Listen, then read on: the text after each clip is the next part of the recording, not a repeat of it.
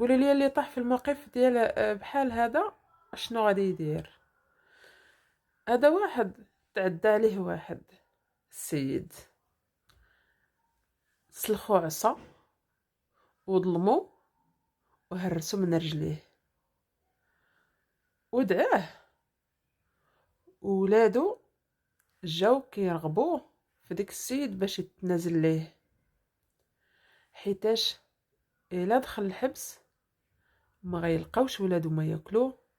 الام ديالهم من ذوي الاحتياجات الخاصه، يعني ما تقدرش تخدم. الا مشى باهم الحبس يعني غادي يبقاو بلا المصروف. واللي طاح في الموقف بحال هذا نشوف القلوب الحنينه واللي فيهم الرحمه.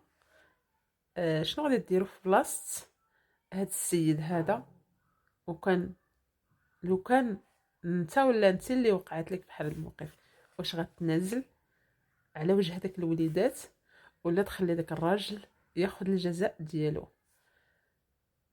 نشوفوا القلوب الرحيمه.